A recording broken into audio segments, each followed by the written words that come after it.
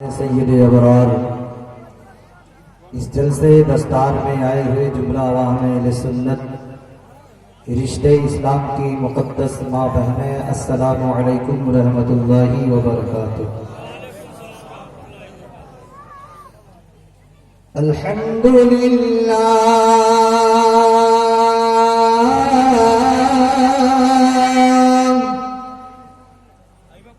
الحمدللہ الذی خلق نور نبیک من نورک وأبدى الخلق من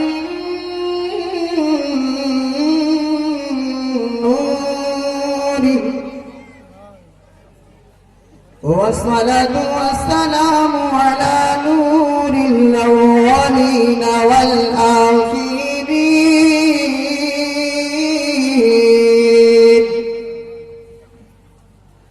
وعلى آله وصحبه أجمعين، أما بعد فأعوذ بالله من الشيطان الرجيم، بسم الله الرحمن الرحيم،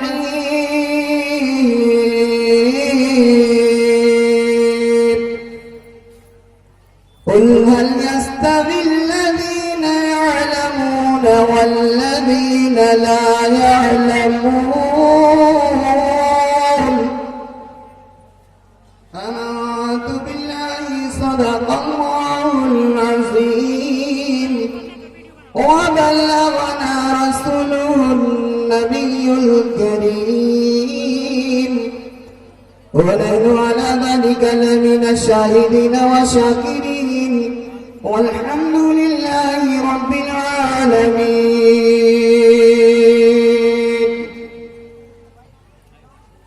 اسلام تھا، اسلام ہے، اسلام رہے گا۔ اسلام تھا، اسلام ہے، اسلام رہے گا۔ قرآن تھا، قرآن ہے، قرآن رہے گا۔ قرآن ہے، قرآن تھا، قرآن رہے گا۔ اور اسلام کی گردن پہ حسین ابن علی کا، اسلام کی گردن پہ حسین ابن علی کا احسان تھا، احسان ہے، احسان رہے گا۔ معزز حاضرین، ناظرین، سامعین و سامعات، آپ ایک بڑے پیارے عظیم الشان جلسے میں آئے ہوئے ہیں، جس جلسے کا نام جشن دستار عالمیت و قرات و سند ردائے فضیلت۔ اس پیاری مجلس میں، اس پیارے جلسے میں ہم اور آپ شرکت کیے ہوئے ہیں، اور ایک بات اپنے دماغ میں رکھیے گا، ہم سب کے آقا، پوری کائنات کے مرکز عقیدت حضور احمد مجتبی محمد مصطفیٰ صلی اللہ تعالی علیہ وسلم ارشاد فرماتے ہیں، صحابہ کرام کا مجمع ہے، مصطفیٰ کی زبان ہے۔ مصطفیٰ فرماتے ہیں، اذا مررتم بریاض الجنت فارتعوا، قالوا ما ہوا یا رسول اللہ صلی اللہ تعالی علیہ وسلم۔ صحابہ کرام کے مجمع میں ہمارے اور آپ کے نبی ارشاد فرماتے ہیں، اے میرے صحابہ، اے میرے صحابہ، جب آپ جنت کی کیاری سے گزرا کرو تو اس سے کچھ چن لیا کرو، اس سے کچھ حاصل کر لیا کرو، اس سے کچھ کھا لیا کرو۔ صحابہ عرض کرتے ہیں، یہ حدیث میں خاص کر کے جو بیٹھے ہیں ان کے لیے بھی ہیں، جو ادھر ٹہل رہے ہیں ان کے لیے بھی ہیں، جو ٹھڑوا صاحب بنے ہوئے ہیں ان کے لیے بھی ہے۔ آج افسوس ہے قوم مسلم کے ان غیور لوگوں پر، آئے ہیں جلسے میں روڈ پہ میلہ کر رہے ہیں، آئے ہیں جلسے میں روڈ پہ مٹر گشتی کر رہے ہیں، آئے ہیں جلسے میں کوئی جھولا جھول رہا ہے، کوئی پان کی دکان پہ مزہ لے رہا ہے۔ میں پوچھنا چاہتا ہوں، آج کے گناہ کیوں ہو رہا ہے؟ آج انسان گناہ کے راستے پہ کیوں جا رہا ہے؟ آخر اپنا وقت برباد کیوں کر رہا ہے؟ تو اس کی وجہ یہی ہے، آج مسلمانوں کے پاس دینی تعلیم نہیں ہے، اس لیے گناہوں کے راستے پر جا۔ میں پوچھنا چاہتا ہوں جو لوگ روڈ پہ کھڑے ہیں، جو روڈ پر کے گھوم رہے ہیں، کوئی جھولا جھول رہا ہے، کہیں 4 لڑکیاں کھڑی ہیں، 4 لڑکے وہاں کھڑے ہیں، کہیں 4 عورتیں ہیں، 4 مرد وہاں ہیں. کیا اسلام کسی یہی اجازت دیتا ہے ہم جلسے میں جائیں تو عورتوں کے پیچھے گھومیں، جلسے میں جائیں لڑکیوں کے پیچھے گھومیں؟ نہیں مسلمانوں، مسکان نے کیسے بتا دیا تھا، اے مقدس بھائیوں اپنے چہرے کو داغ کرو. دنیا دشمن بنے تو بن جائے، حکومت دشمن بنے تو بن جائے، کائنات دشمن بنے تو بن جائے، تیرا رب، تیرے نبی، تیرے پیغمبر، تیرے ولی، تیرے دین کے نام پر تجھ سے ناراض نہ ہونے پائے.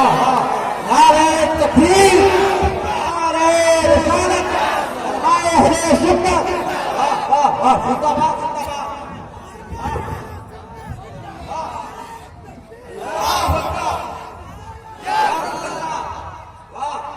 ادھر کھو گئے ہم آپ؟ گھر سے نکلے ہیں چلیں گے جلسہ سننے، گھر سے نکلے ہیں چلیں گے بڑے بڑے علماء.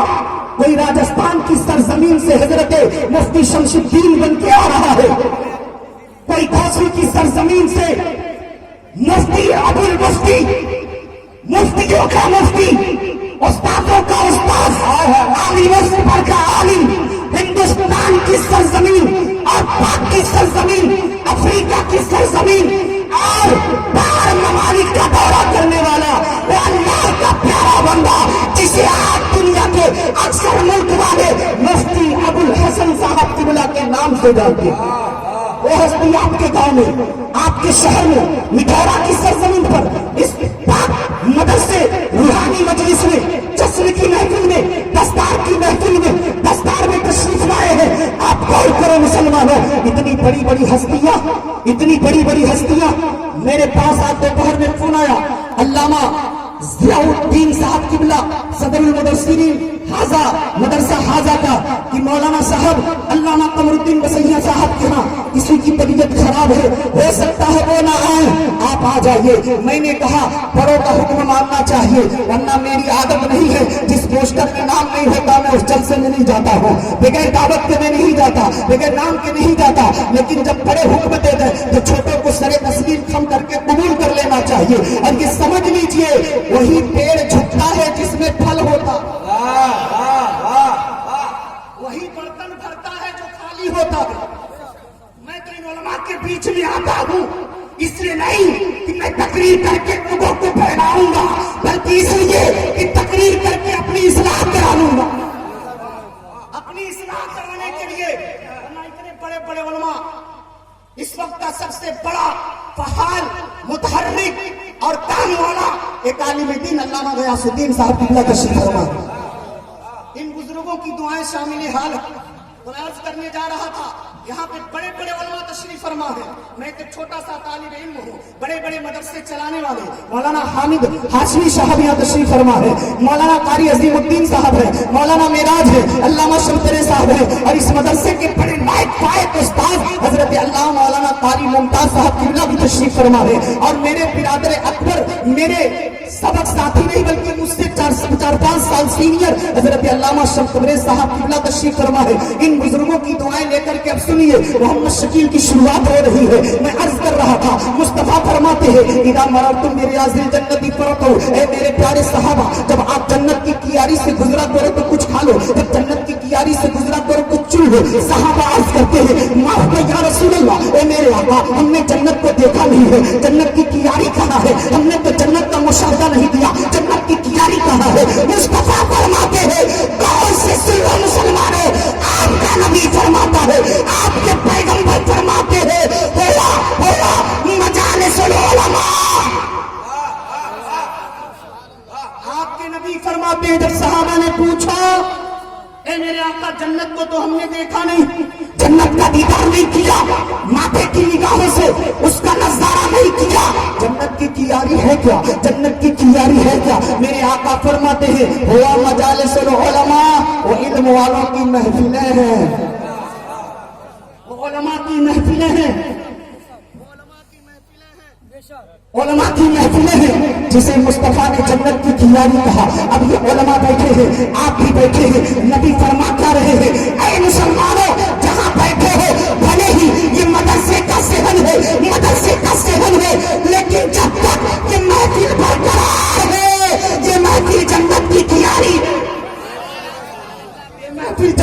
तैयारी है। और अभी आप देखिएगा जन्नत के फल कैसे होते हैं, जन्नत के मेवे कैसे होते हैं। जन्नत के फल आपके सामने होंगे, जन्नत के मेवे आपके सामने होंगे। आप जन्नत की कियारी में बैठे हो, मेवे भी सामने आएंगे, मेवा जात आएंगे, फल आएंगे। उसी मेवा को, उसी फलों को जब मदरसे में पढ़कर उन्होंने अपनी तालीम मुकम्मल की है तो बड़े बड़े उलमा उनके सरों पर अपने हाथों से ताजे फजीलत अता करेंगे। वही जन्नत के फल, वही जन्नत के फल बनकर निकलेंगे। और सुने, जो उलमा बयान करते हैं यही जन्नत का एक और मेवा है जिसे चुनना चाहिए। उलमा जो बोलते हैं यही जन्नत का मेवा है, इसे कुछ हासिल कीजिए, इसे अपने दिमाग में बसाइए। ये नहीं कि मोहम्मद शकील अख्तर निजामी आया था, वो बड़ा गरज गरज के बोल रहा था, नहीं, मैं गरजा हूं इसलिए ताकि आप कुछ देर के लिए साइलेंट हो जाए। ना मेरी आज गरजने की आदत नहीं थी, आज मैंने छोड़ दिया हूं गरजना। बहुत लोगों ने शिकायत की मौलाना इतना बोलेंगे तो कलेजा फट जाएगा। हमने कहा मेरा कलेजा नहीं फटता। जिन बच्चों के सर पर माँ बाप की दुआओं का सहारा हो, दुनिया की कोई ताकत उसे कमजोर नहीं। इसीलिए आज मैंने अपने वालिद मोहतरम हजरत अल्लामा हाज हशमत अली को साथ में भी लेकर आया हूं। जहां बाप होगा, जहां बाप की देखिए, ये 42 गांवों से हमारे शेखुल भाई साहब आए हुए हैं, 42 गांवों से आए हुए हैं। अल्लाह ताला इनके आमद को कबूल मकबूल फरमाए। तो हम और आप जश्न दस्तार में आए हुए हैं, दस्तार आलमियत में आए हुए हैं, सनद हिदायत फजीलत में आए हुए हैं। अब आओ मुसलमानों थोड़ा गौर कर लें। आज बच्चे हाफिज कुरान बने हैं, आज बच्चे आलिम कुरान बने हैं, आज बच्चों ने अपने सीने में कुरान को महफूज कर लिया है, बच्चों ने कुरान को पढ़ा भी है, कुरान को समझा भी है, उसके मानी को भी समझा है। देखिए मेरी आदत है, जहां मेरी तकरीर होती है मैं टाइटल को देखकर तकरीर करता हूं, मैं उन्वान को देखकर तकरीर करता हूं। और मैं तो कहता हूं हर जलसे कराने वालों को जितने खुतबा को बुलाया जाए उन्हें अपनी मर्जी से नहीं बुलवाना चाहिए, उन्वान देना चाहिए, उन्वान देना चाहिए। अल्हम्दुलिल्लाह हमारी जमात में ऐसे ऐसे आलिम है, फिर वक्त आप उन्वान दिए, फिर वक्त तकरीर नहीं दी, लेकिन उन्वान देना चाहिए। अपनी मर्जी से किसी को नहीं बोलना देना चाहिए। पैसा हम देते हैं, दावत हम देते हैं, इनवाइट हम करते हैं। आपको हमने बुलाया, उन्वान हम देंगे, तकरीर आपकी होगी। आपको मंजूर है तो दावत कबूल करने वाला मरदूद कर दो।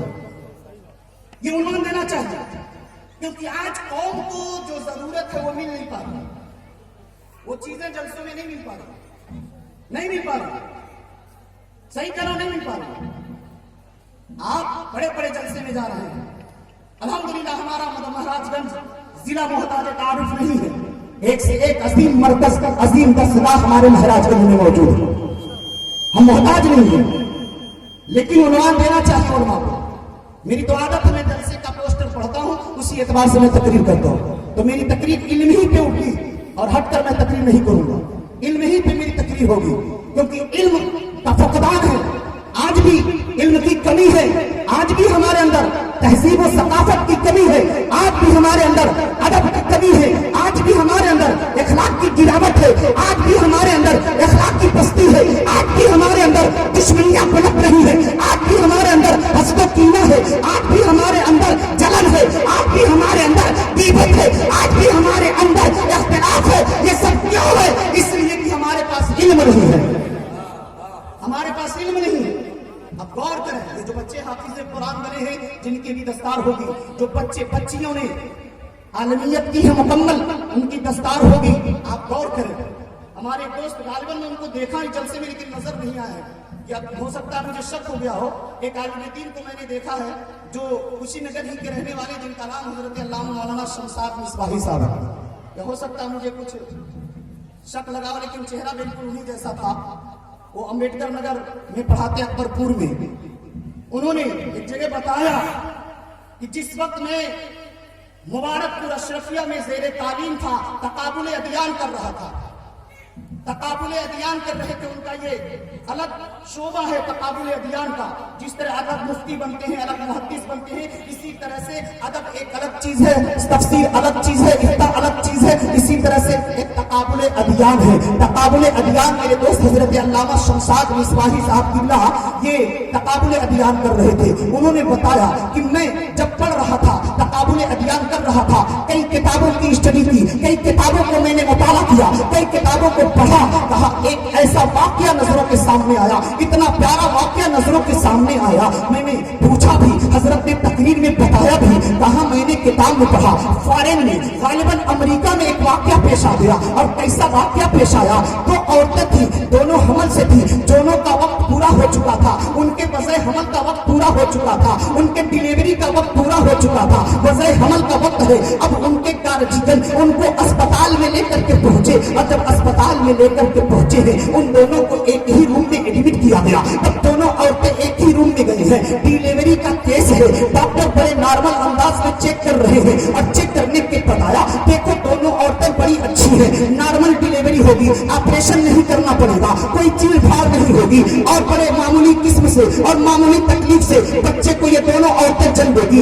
एक ही वार्ड में, एक ही रूम में दोनों औरतों को रखा गया है। जब दोनों औरतें एक ही रूम में है, एक ही रूम में उनका इलाज हो रहा है, डिलीवरी का वक्त आ गया। अल्लाह की मशीयत देखिए, कुदरत का निजाम देखिए, एक ही वक्त में दोनों औरतों के बदन से बच्चा पैदा हुआ। लेकिन औरतों ने ये नहीं देखा कि मेरे बदन से लड़का पैदा हुआ है या लड़की पैदा हुई है। इत्तेफाक देखिए, एक औरत के बदन से लड़की हुई और एक औरत के बदन से लड़का हुआ, और माँ को नहीं बताया गया, उनको नहीं बताया गया कि क्या पैदा हुई है। उसके बाद बच्चों को वॉशिंग रूम में डाल दिया गया, वॉश करने के लिए, सफाई के लिए। दोनों बच्चे वॉशिंग रूम में हैं, और जब बच्चों को वॉश करके, उनकी सफाई करके, उनको नहला करके, उनको साफ करके जब माओ के हवाले किया गया, एक के हवाले लड़की को, एक को लड़के के, लड़की माँ के हवाले, यानी लड़का एक औरत के हवाले, लड़की एक औरत के हवाले। जब दोनों को दोनों हवाले किया जाने लगा, तो जिसको लड़की दे रहे थे, वहां की नर्सें जो दे रही थी, ये लड़की तुम्हारी है,